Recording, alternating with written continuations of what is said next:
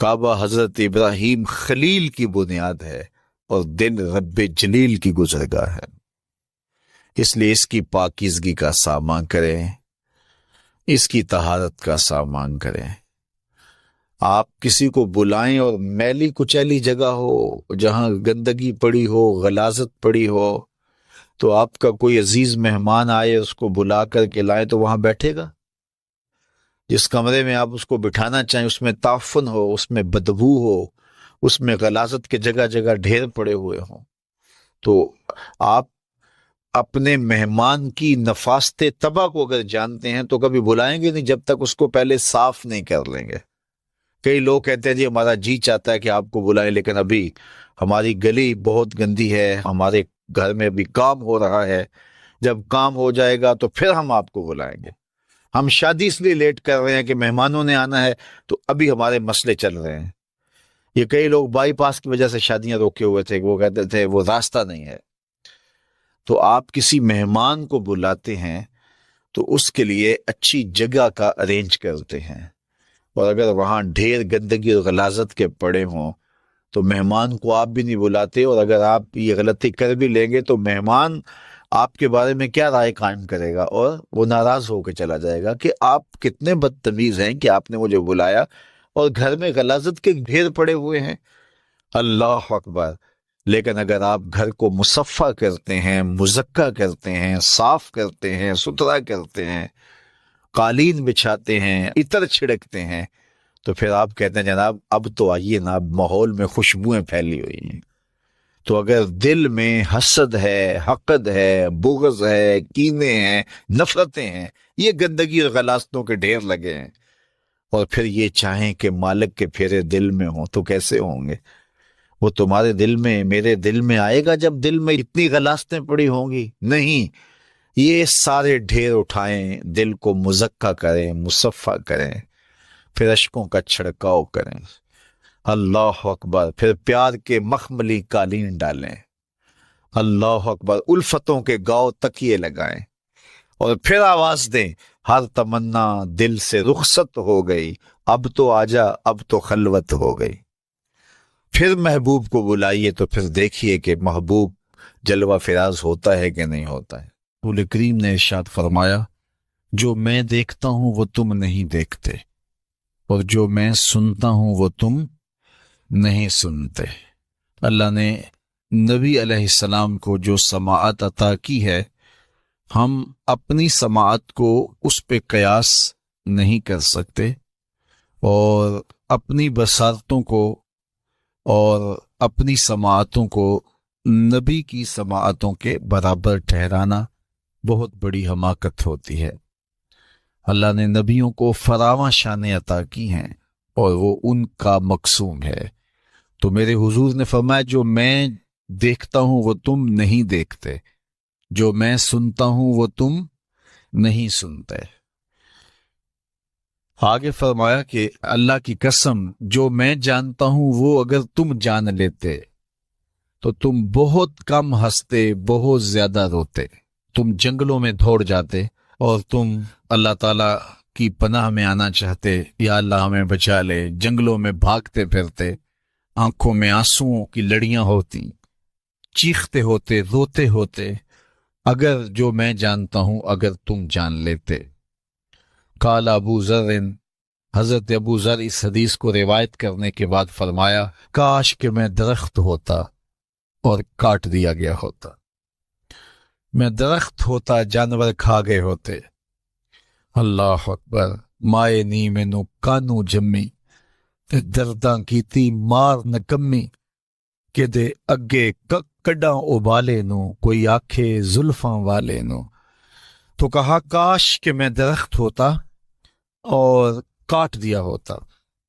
حضرت عمر رضی اللہ تعالیٰ عنہ ایک کچی اینٹ اٹھاتے ہیں، پھر نیچے رکھ دیتے ہیں، پھر اٹھاتے ہیں، پھر رکھ دیتے ہیں، اور پھر کہتے ہیں کاش کہ میں یہ اینٹ ہوتا۔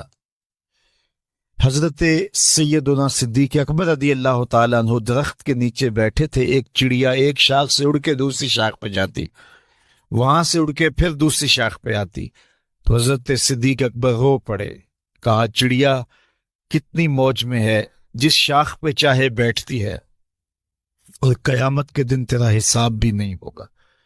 کہا پھنسے تو ہم ہیں۔ رسول کریم صلی اللہ علیہ وآلہ وسلم سے لوگوں نے کہا حضور آپ بوڑھے ہو گئے۔ حضور کی مبارک داڑھی میں سفید بال، سر انور میں بھی سفید بال، اگرچہ ان کی تعداد محدود تھی لیکن ظاہر ہوئے۔ کہا سورہ ہود اور اس کی مماثل صورتوں نے مجھے بوڑھا کر دیا ہے، کیونکہ ان صورتوں میں اللہ کے عذابوں کا ذکر ہے، آخرت کا ذکر ہے۔ یہ وہ بابرکت وجود ہیں، وہ بابرکت ذات ہیں کہ جن کے دامن پہ گناہ کا ایک دھبا بھی نہیں ہے۔ اور میں اور آپ اپنے آپ کو دیکھیں تو ہم کہاں کھڑے ہیں۔ حضور نے حضرت عائشہ سے کہا، زوجہ ہیں رسول کریم صلی اللہ علیہ وآلہ وسلم کی، محبوبہ محبوب کائنات، لیکن ان سے بھی میرے حضور نے کہا عائشہ گناہوں کو کبھی چھوٹا نہ سمجھنا، گناہوں کو حقیر نہ سمجھنا کہ یہ چھوٹے ہیں کوئی بات نہیں، اس سے کیا ہوگا، اس دن حساب ہوگا، اس دن پوچھا جائے گا۔ تو اپنی زندگی کو مرتب اور منظم کر کے رکھو۔ ہم بہت سارے گناہ دائیں بائیں دیکھ کے کرتے ہیں۔ جب ہم معاشرے میں برائی پھیلی ہوئی دیکھتے ہیں تو ہم کہتے ہیں کہ دیکھو نا یہ سارے کر رہے ہیں تو میں ہی بہت متقی آ گیا ہوں جی۔ دائیں بائیں دیکھ کے گناہ کرتے ہیں، پھر ہم کہتے ہیں فلاں بخشا گیا تو ہم بھی بخشے جائیں گے۔ اچھا اگر وہ نہ بخشا گیا تو پھر جہنم میں جانا قبول ہے؟ تو دائیں بائیں دیکھ کر دلیر ہو جاتے ہیں۔ حضرت عباس اور حضرت عمر رضی اللہ تعالی عنہ کا آپس میں دوستانہ تھا۔ انہوں نے ایک دن بیٹھے بیٹھے عہد کیا کہ ہم میں سے جو شخص پہلے فوت ہو گیا وہ دوسرے کو خواب میں ملے اور قبر کے حالات بتائے۔ اچانک حضرت عمر کا وصال پہلے ہو گیا، سال کے بعد حضرت عمر خواب میں ملے۔ اس نے کہا عباس مجھے وعدہ تو یاد تھا لیکن سخت حساب آن پڑا تھا تو میں تو اس کے اندر لگا رہا، تو اب کیا ہوا؟ کہا پھر اللہ نے کہا چلو اس کو یوں ہی معاف کر دو۔ تو کہا چھٹ کے ابھی ابھی آ رہا ہوں۔ تو میں نے کہا وعدہ پورا کر دو۔ میں اور آپ ٹھیکیدار بن جاتے ہیں جنت کے۔ ہمارے پلے عمل ہے کیا؟ ہیں تو ریاکاری کے شکار ہیں ہمارے اعمال۔ تو آئیے ہم اپنی آخرت کے لیے سوچیں، اپنی زندگی کو اچھائی کی راہوں کا مسافر بنائیں۔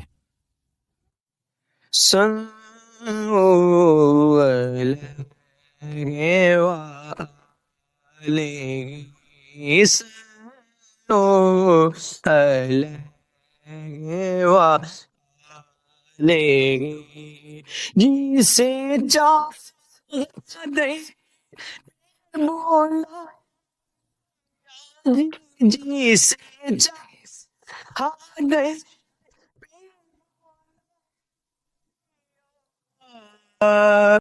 اس وقت دنیا کی آبادی 8 ارب کے قریب ہے اور 500 سے زائد مختلف مذاہب، الہامی اور غیر الہامی مذاہب دنیا کے اوپر پائے جا رہے ہیں۔ میرا اور آپ کا مسلمانوں کے گھر پیدا ہونا یہ کسی اتفاق کا نتیجہ نہیں، یہ ہمارا کوئی عمل خیر نہیں تھا جس کے صلے کے طور پہ ہمیں مسلمانوں کے گھر پیدا کیا گیا۔ یہ محض اللہ کا کرم ہے کہ اس نے ہمیں حضور کی غلامی کا اعزاز بخشا، اور اس پر ہم جتنا بھی شکریہ ادا کریں کم ہے۔ میری خوش قسمتی میں تیرا امتی، ایک فارسی کا شعر ہے، بری نازم کے ہستم امتے تو، بری نازم کے ہستم امتے تو، گناہ گارم و لیکن خوش نصیبم۔ میں گناہ گار ہوں لیکن خوش نصیب ہوں، اس لیے کہ مجھے اور آپ کو حضور کی امت میں ہونے کا شرف نصیب ہوا۔ تو پھر اس بات کا حق ہمارے اوپر لازم ہے کہ ہم اللہ کی عطا کردہ اس نعمت کا شکرانہ ادا کریں۔ میں آپ کو سب سے پہلے ایک مجلس میں لیے چلتا ہوں جس کو منعقد ہونے کے لیے مسجد نبوی کا پاکیزہ ماحول میسر آیا، اور ہم تو عرض گزار ہوتے ہیں ہمارے گھر بھی ہو جائے چراغاں یا رسول اللہ، لیکن وہاں عملاً چراغاں ہوا اور حضور بنفس نفیس تشریف فرما ہو۔ مجلس کے شرکاء اصحاب پیمبر تھے، اور حضور کے ذکر کی دل آویز مجلس نور برپا تھی۔ اللہ کے محبوب علیہ السلام حجرہ انور سے نکلے اور صحابہ کی مجلس میں تشریف فرما ہوئے۔ صحابہ سے دریافت کیا، ما اجلسکم، یہ جلسہ کاہے کا ہے، کیوں بیٹھے ہوئے ہو؟ یعنی مسجد کے گوشے میں وہ مجلس برپا کیے ہوئے تھے، تو حضور نے ان سے مخاطبت کرتے ہوئے فرمایا، ما اجلسکم، جلسہ کاہے کا ہے، کیوں بیٹھے ہو؟ تو انہوں نے جو جواب دیا وہ سنی۔ انہوں نے کہا، جلسنا نذکر اللہ ونحمدہ علی ما ہدانا لدینہ ومن علینا بکا۔ حضور، ہمارے بیٹھنے کا مقصود یہ ہے کہ ہم اللہ کی حمد بیان کر رہے ہیں، اس کا شکرانہ ادا کر رہے ہیں اس بات پر کہ اس نے ہمیں ہدایت دین عطا فرمائی اور آپ کی صورت میں ہمارے اوپر انعام فرمایا، آپ مل گئے، اس پر ہم شکرانہ ادا کرنے کی مجلس برپا کیے ہوئے ہیں۔ آپ سے اگر پوچھا جائے کہ آپ کیوں بیٹھے ہیں تو آپ کا برجستہ جواب بھی یہی ہوگا، تو بات ختم ہو جائے گی یا بات آگے بڑھ جائے گی؟ لیکن حضور نے ارشاد فرمایا کہ کیا تم اس بات پہ قسم دے سکتے ہو کہ اسی کام کے لیے بیٹھے ہو، تمہارے بیٹھنے کا کوئی اور مقصود نہیں ہے؟ تو انہیں کہا، جی حضور، ہم اسی لیے بیٹھے، ہم قسم دیتے ہیں۔ باقاعدہ حضور نے ان سے حلف لیا اور انہوں نے باقاعدہ حلف دیا۔ جب وہ حلف دے چکے تو ان کے چہروں کے اوپر حیرت کا عالم تھا، استعجاب کی کیفیت تھی کہ پوچھا کیوں بیٹھے ہو؟ تو ہم نے کہا کہ اللہ کا شکرانہ ادا کرنے بیٹھے ہیں، اس بات پر کہ ہدایت دین ملی اور آپ ملے۔ تو اس پر حضور نے ہم سے قسم لی ہے، حلف لیا ہے کہ واقعی اسی لیے بیٹھے ہو۔ تو یہ بظاہر عمومی طور پہ ایسے معاملات میں حلف لیا نہیں جاتا، تو حضور نے ہم سے حلف لیا ہے، بطیب خاطر خوشی خوشی انہوں نے حلف پیش بھی کیا، لیکن ان کو حیرت ضرور ہوئی کہ یہ حلف حضور سے ہم نے لیا تو کیوں لیا؟ تو آقا کریم نے ان کے چہروں پہ پھیلی ہوئی حیرت کی کیفیت کو دیکھا، فرمایا، میں تم سے ابھی ابھی جو حلف لیا ہے یہ کسی تہمت کی بنیاد پر نہیں تھا، تمہارے قول پر مجھے کوئی شک نہیں گزرا تھا کہ میں نے حلف سے تصدیق کی ہو، یا کوئی اور ماجرا نہیں تھا، بلکہ ماجرا یہ تھا کہ تم یہاں بیٹھے مجلس برپا کیے ہوئے تھے اور میں حجرے میں بیٹھا تھا۔ اتانی جبریل علیہ السلام، میرے پاس جبریل امین حاضر خدمت ہوئے، فاخبرنی ان اللہ یباہی بکم الملائکہ، تو انہوں نے مجھے کہا، محبوب ذرا باہر تو نکل کے دیکھو، آپ کے صحابہ کے اس عمل پر اللہ فرشتوں میں ناز کر رہا ہے، ملائے اعلیٰ میں فخر ہو رہا ہے کہ دیکھو میں نے نعمت دی، کیسے قدردان نکلے۔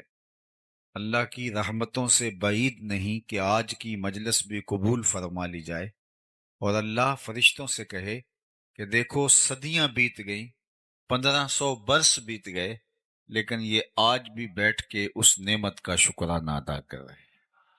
باقی جہاں تک حضور علیہ السلام کی صورت میں اللہ کے انعام کا شکرانہ ادا کرنے کا حق ہے، تو ہمیں اور بھی اتنی زندگیاں مل جائیں تو ہم حق کے شکر ادا نہیں کر سکتے۔ ہمارے بدن پہ اتنے بال نہیں ہیں جتنے رسول اللہ کے احسانات ہیں، بال بال ہمارا قرض رسالت میں جکڑا ہوا ہے۔ تو یہ ایک شام کا، ایک شب کا، میلاد کا اجتماع کیا، ساری زندگی بھی ان کے نام لگا دیں، حق کے شکر پھر بھی ادا نہ ہو۔ آقا کریم علیہ الصلاۃ والسلام کی صورت میں اللہ کی عطا کردہ اس نعمت کے شکرانے کی بہترین صورت یہ ہے کہ حضور علیہ السلام کے لائے ہوئے دین کو، نظام شریعت کو ہم عملی طور پہ اپنے اوپر نافذ کر دیں، اس سے اللہ اور اس کے رسول کی محبت ہمیں حاصل ہو پائے۔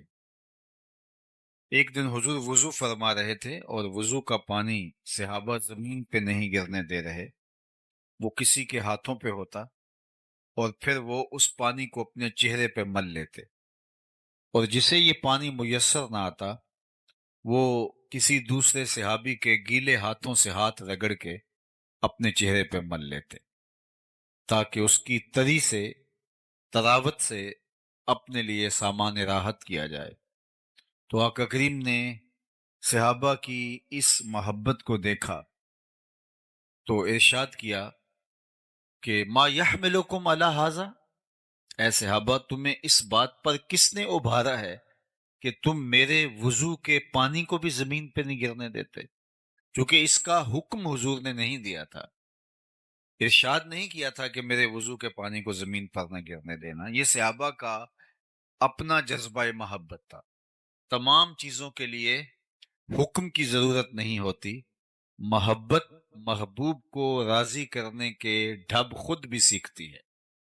محبت خود محبوب کی منشا، محبوب کی رضا، محبوب کی خوشنودی اور ادب کی رعایت بجا لانے کے طریق خود دریافت کرتی، اور صحابہ کی زندگی میں یہ ایک بار نہیں ہوا، کئی بار ہوا۔ صلح حدیبیہ کے موقع پر بھی یہ منظر دیکھنے کو ملا، جس پر عروہ بن مسعود الثقفی نے اعتراض کیا تھا، کتب حدیث میں موجود ہے۔ حضور لعاب پھینکتے ہیں، صحابہ حضور کے لعاب کو اپنے ہاتھوں پہ لیتے ہیں اور اپنے چہروں پہ ملتے ہیں۔ بلکہ ایک دن حضور نے پچھنے لگوائے تو ایک لگن میں پانی، حضور کا بہا ہوا خون جو ہے وہ جمع کر دیا گیا۔ ایک صحابی کے ہاتھ میں وہ پیالہ دیا اور فرمایا اس کو جاؤ ایسی جگہ بہاؤ جہاں کسی کے قدم نہ پہنچے۔ تو وہ گیا اور ایک پتھر کی اوٹ میں بیٹھ کے خود نوش جان کر لیا۔ واپس پلٹا تو حضور نے فرمایا، ٹھکانے لگا، جی حضور ایسی جگہ پہ جہاں کسی کے قدم نہیں پڑ سکتے۔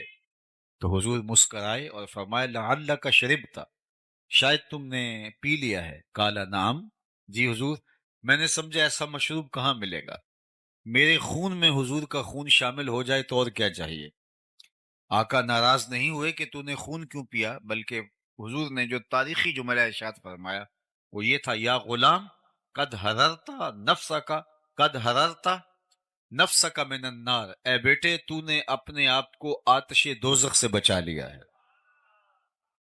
تو صحابہ نہ حضور کے وضو کا پانی زمین پہ گرنے دیں، نہ حضور کا لعاب رحمت زمین پہ گرنے دیں، اور یہ ان کی محبت کا ایک ڈھنگ تھا اور حضور کے پیار کا ایک اسلوب تھا جو ان کے عشق نے ان کو سکھایا تھا۔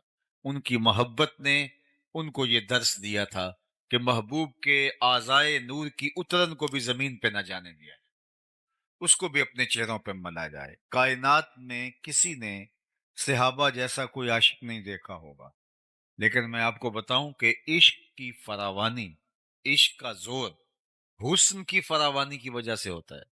جتنا حسن فراواں ہو اتنا عشق زور آور ہوتا ہے۔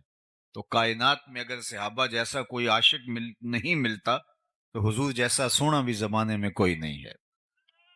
لکھاں آئے لوک زمانے تے محبوب خدا جیا کوئی نہیں، لکھاں سونے بن بن بیندے نے او دی خاک پا جیا کوئی نہیں۔ حضرت ابو ہریرہ تو بولے، کل قمر لیلۃ البدر لم ارا قبلہ ولا بعدہ مثلہ، کیا پوچھتے ہو، حضور 14ویں رات کے چمکتے ہوئے چاند کی طرح تھے۔ پھر کہا نہیں نہیں نہیں، حضور جیسا نہ پہلے دیکھا نہ بعد میں دیکھا۔ حضرت حسان بن ثابت بولے، کیسے دیکھتے، کسی ماں نے جنم دیا ہوتا تو دیکھتے۔ خدا نے وہ سچا ہی پن چھڑیا جدے وچ محمد نو ٹالیا سی۔ حسینہ جمیلاں دا منہ موڑ دیتا، محمد بنا کے قلم توڑ دیتا۔ وہ پیکر تراشا، وہ حسن دیا، وہ جمال بخشا، وہ خوبصورتی دی۔ اللہ اکبر کہ حسن ختم ہے۔ کسی نے کہا تھا کہ حسن جدا پانی پرے عشق بھی غلامی کرے، حسن ادا پانی پرے عشق بھی غلامی کرے، چند سینہ چیر دیوے جدوں وہ اشارہ کرے، جیڑا اونوں ویکھے پھرے دل نو سنبھالدا، لب کے لے آواں کتھوں سونا تیرے نال۔ وہ جمال دیا، وہ خوبصورتی دی۔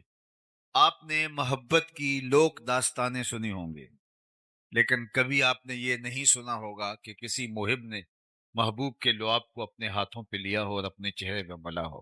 لیکن یہاں محبت کے ایسے مظاہر بھی دیکھنے کو ملتے ہیں. اب حضور وضو کرتے ہیں، صحابہ وضو کے پانی کو زمین پہ نہیں گرنے دیتے، چہروں پہ مل دیتے.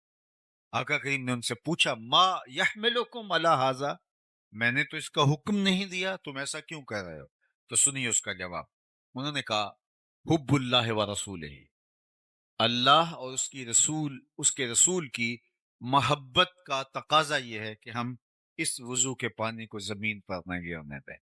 تو اللہ کے محبوب نے ان کی تردید نہیں کی، ان کو اس کام سے روکا نہیں، ان کو اس کام سے منع نہیں کیا، بلکہ اللہ کے محبوب کی دور اندیش نگاہ آنے والے حالات کا ملاحظہ فرما رہی تھی کہ آنے والے لوگ کہیں محبت کے ان مظاہر پر ہی موقوف نہ رہیں اور باقی دین ان کی نظروں سے اوجل نہ ہو جائے اور ترک نہ کر بیٹھے. وہ آقا کریم نے صحابہ سے مخاطبت کرتے ہوئے فرمایا صحابہ تمہارا یہ عمل اس لیے ہے کہ اللہ اور اس کے رسول کی محبت، تو سنو جو اللہ اس کے رسول کی محبت چاہتا ہے اور یہ چاہتا ہے کہ اللہ اور اس کا رسول اس سے محبت کرے اور وہ اللہ اور اس کے رسول سے محبت کرے، تو اس کا یہ کام اپنی جگہ پہ اس کو 3 کام کرنے چاہیے. سب سے پہلی بات، جب بولے سچ بولے، اس کے زندگی میں کبھی جھوٹ نہیں بولنا چاہیے. تم میرے وضو کے پانی کو زمین پر نہیں گرنے دیتے، ہاتھوں پہ لیتے ہو اور چہروں پہ مل لیتے ہو، لیکن یہ بھی فراموش نہ کرنا اگر تم میرے غلام ہو تو غلامی کا حق ادا تب ہوگا جب تمہاری زبان پہ جھوٹ نہیں آنے پائے گا. دوسری بات ارشاد فرمائی کہ جب تمہارے پاس امانت رکھی جائے تم اس میں کبھی خیانت نہیں کرو. اور تیسری بات ارشاد فرمائی تمہاری ہمسائیگی میں کوئی آ بسے تو تم حق کے مجاورت ادا کرو گے، ہمسائیگی کے حق کا، حقوق کا لحاظ رکھو. یعنی تمہارا یہ عمل، سبحان اللہ، لیکن یہ 3 چیزیں تم سے فراموش نہیں ہونی چاہیے. سب سے پہلی، جب بھی بولو سچ بولو. میں اور آپ کیسے جھوٹ بول سکتے ہیں جبکہ ہمارے آقا و مولا کو کافر بھی صادق و امین کہتے تھے؟ اگر ہم جھوٹ اس کے باوجود بھی بولتے ہیں تو پھر سمجھیے ہمیں دین کی سمجھ اور دین کا فہم ہی نہیں آیا. ہم اپنے نبی سے جو پیار کا ربط رشتہ رکھتے ہیں وہ ہمارا ادھورا ہے، پورا نہیں. حضور سے پوچھا گیا مومن بزدل ہو سکتا ہے؟ فرمایا نہیں، مومن بہادر ہوتا ہے. لیکن فرمایا ہو سکتا ہے کبھی بزدلی بھی کر جائے، آخر بشری تو ہے. پھر پوچھا گیا مومن بخیل ہو سکتا ہے؟ کہا نہیں، مومن سخی ہوتا ہے، لیکن ہو سکتا ہے کبھی وہ بخل بھی کر جائے، بشر ہی تو ہے. تیسرا سوال حضور سے پوچھا گیا مومن جھوٹ بول سکتا ہے؟ فرمایا جھوٹا نہیں ہو سکتا. یہ طے ہے کہ مومن ہو اور جھوٹا یہ نہیں ہو سکتا. تو سچ بول کے آپ تکلیف بھی اٹھا لیں، سچ بول کے اس کی کوئی آپ کو قیمت بھی دینی پڑے، سچ بول کے آپ نقصان بھی اٹھا لیں، لیکن آپ کے دل کو قرار نصیب ہو. جھوٹ بول کے کوئی فائدہ لے لیں، جھوٹ بول کے کسی کو دھوکہ دے دیں، جھوٹ بول کے پیسہ کما لیں، لیکن آپ کے دل کی بے قراری ختم ہے. الصدق طمانینہ والکذب ریبہ. ہمارا صدق طمانیت قلب کا سبب ہے اور جھوٹ جو ہے وہ آپ کو بے چین رکھے گا. اس لیے میری اور آپ کی زندگی میں اگر سچ اتر آتا ہے تو مطمئن زندگی ہمیں نصیب ہو جاتی، اور سچ سے باقی راستے کھلتے ہیں. انسان جب سچ بولنا شروع ہو جاتا ہے تو روحانیت کی دیگر راہیں کھلتی، خیر کی توفیقات ملتی ہیں، اچھائی کے راستے کو شادہ ہوتا، نیکی کی توفیقات ملتی، انسان اعمال صالحہ کا نور پاتا ہے. لیکن اگر وہ جھوٹ بولنا شروع کر دیتا ہے تو اس کی ساری محنتیں ضیاع اور نقصان کا سبب اور ذریعہ بن جاتی ہیں. اس لیے ہمیں اپنی زندگی میں کبھی بھی جھوٹ کو داخل نہیں ہونے دینا چاہیے، چاہے سچ بول کر ہمیں کتنا ہی نقصان کیوں نہ اٹھانا پڑے اور جھوٹ کا کتنا ہی فائدہ کیوں نہ ہو، ہمیں اس فائدے پر نظر نہیں رکھنی چاہیے. ہمیں ہمیشہ سچ کو شعار بنانا چاہیے. ایک حدیث پاک میں آتا ہے جب کوئی شخص جھوٹ بولتا ہے تو اس کے منہ سے بدبو نکلتی. عام لوگ تو اس کو محسوس نہیں کر پاتے، لیکن اللہ کے نورانی حساس رحمت والے فرشتے اس منہ سے نکلنے والی سمیل کو محسوس کرتے ہیں اور 1 میل پیچھے ہٹ جاتے ہیں. جو فرشتے ہمارے گھروں میں ہمارے حصے کی رحمتیں دینے کے لیے آ رہے ہوتے ہیں، رحمت کی ڈلیوری ہمیں دینے آ رہے ہوتے ہیں، تو وہ جھوٹ کی وجہ سے ایک میل پیچھے ہٹ جاتے۔ اور مجھے بتاؤ، جس گھر میں باپ بھی جھوٹ بولے، ماں بھی جھوٹ بولے، بہنیں بھی جھوٹ بولیں، بچے بھی جھوٹ بولیں، بہویں بھی جھوٹ بولیں، صبح دوپہر شام جھوٹ ہی جھوٹ ہو، تو اس گھر سے تو بدبو کے ببوکے اٹھ رہے ہوں گے۔ فرشتے کئی کئی میل باہر وہ خیر کے برکت کے پارسل لیے ہمارے حصے کے شہر سے باہر کھڑے ہوں گے کہ آگے جا کیسے پائیں، آگے تو عفونت پھیلی ہوئی ہے بدبو کی وجہ۔ اب ہوا کیا کہ ہمارے حصے کی جو رحمت فرشتوں نے لے کے آنی تھی، وہ بدبو کی وجہ سے فرشتے آگے آ نہیں پا رہے، اور ہم کو اتنا موقع ان کو نہیں دے رہے کہ ماحول میں پاکیزگی آ جائے اور وہ اندر آ جائیں۔ ہم ابھی پہلی بدبو ختم نہیں ہونے پاتی کہ پھر جھوٹ بول کے نیا تعفن پھیلا دیتے، اور اب گھر کے اندر بے برکتی، نحوست۔ اب ہم بھاگے عاملوں کے پاس، تو عامل تو بیٹھا ہی ٹھیا لگا کہ اسی کام کے لیے، وہ اگر کہے گا میاں تمہارے گھر میں جھوٹ ہے اس وجہ سے بے برکتی ہے، تمہارے گھر میں مصلی نہیں بچتا اس کی وجہ سے بے برکتی ہے، تمہارے گھر میں قرآن نہیں کھلتا اس کی وجہ سے بے برکتی ہے، وہ کیوں بتائے گا؟ وہ تو کہے گا تم وقت پہ آگے ہو، اگر تم 2 گھنٹے بھی لیٹ ہو جاتے تو یہ تعویذ چل جانے۔ اب اتنے منگل، اتنے اتوار، اتنے بدھ، اتنی جمعرات آپ کو میرے پاس آنا پڑے گا۔ اور میں نے دیکھا کیا شریف لوگ اور انتہائی اچھے خاندانوں کی خواتین بھی جا کے ایسے مکرو لوگوں کے پاس کھڑے ہوتے ہیں، بیٹھے ہوتے ہیں، جنہیں بیچاروں کو وضو کا طریقہ بھی نہیں آتا، اور یہ اپنے درد کا مداوا اس سے ڈھونڈ رہے ہوتے ہیں جو خود مریض ہے، جو خود جھوٹ کے اوپر جس کے کاروبار کی بنیاد ہے۔ تو ہم کبھی بھی سکون نہیں پا سکتے اگر ہماری زندگیوں کے اندر سچائی داخل نہیں ہو۔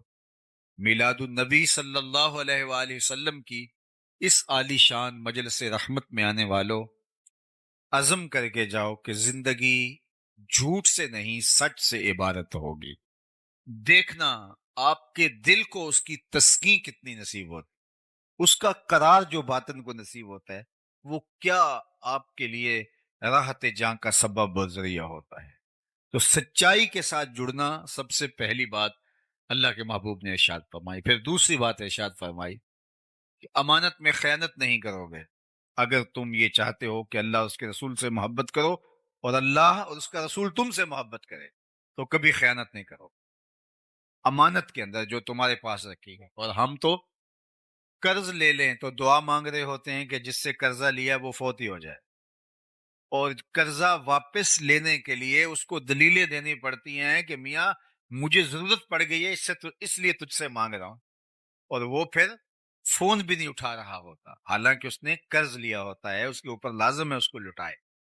لیکن ہم لوگوں سے لیا ہوا قرضہ ہڑپ کر جاتے ہیں، لوگوں کی جائیدادوں پہ قبضہ کر جاتے ہیں، لوگوں کی زمینوں پہ قبضہ کر جاتے ہیں، دیوار رکھتے ہوئے ہمسائے کا کہ 2 انچ دبا لینا فن سمجھتے ہیں، جبکہ کسی نے ایک بالشت برابر کسی کی زمین ہتھیائی، یعنی ایک بالشت کے برابر یہ کتنی ہوتی ہے، اتنی کسی کی زمین ہتھیا لی، کل قیامت کے دن 7 زمینوں کا توق بنا کے اس کے گلے میں ڈال دیا جائے گا۔ آج ہم اگر کسی سے خیانت کرتے ہیں، کسی کا مال دبا لیتے ہیں، کسی کی امانت ہڑپ کر جاتے ہیں، تو آج وہ سول کورٹ میں چلا جاتا ہے، سیشن کورٹ میں چلا جاتا ہے، ہائی کورٹ میں چلا جاتا ہے، سپریم کورٹ میں چلا جاتا ہے، سنوائی نہیں ہوتی مظلوم کی، اور وہ طاقتور ہے، پیسے دے کے، مال دے کے، وہ رشوت دے کے، اثر و سلوک کے ذریعے سے، سفارش کے ذریعے سے جیت جاتا ہے، تو کیا کام ختم ہو جائے گا؟ نہیں، اللہ نے ایک عدالت رکھی ہوئی ہے جو سب سے آخر میں لگے گی، وہاں ایک ایک چیز کا فیصلہ ہونا ہے، وہاں ترازو کے دونوں پلڑے صحیح تولتے ہیں، وہاں کسی کی سفارش نہیں چلتی، اور نہ ہی کوئی مکر و فریب سے، دجل و تلبیس سے تگڑا وکیل کر کے اس کے ذریعے سے جو ہے وہ دھوکہ کر سکتا ہے، وہ دن آنے والا ہے۔ اور اس وقت سکہ رائج الوقت کیا ہوگا؟ آج تو کسی کا کوئی ہم حق مار لیں تو پیسے دے کے جان چھڑا لیتے ہیں، قیامت کے دن تو پیسہ کسی کے پاس نہیں ہوگا، سارے پیسے یہاں چھوڑ جائیں گے، قیامت کے دن ساری زمینیں دولتیں یہاں چھوڑ جائیں گے، خزانے، مال، مویشی سب یہاں چھوڑ جائیں گے۔ وہاں تو کچھ بھی نہیں ہوگا ہمارے ہاتھ میں. کیا ہوگا؟ وہاں سکہ رائج الوقت اعمال ہوں گے.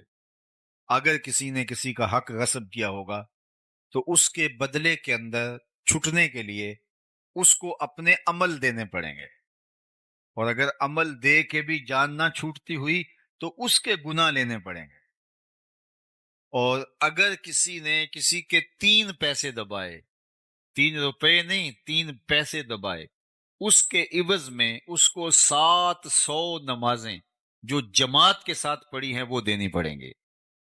صرف 3 پیسوں کے عوض 700 نمازیں عمل کی اس کے بدلے میں دینی پڑیں گی، تب وہ 3 پیسوں کا حساب برابر ہوگا.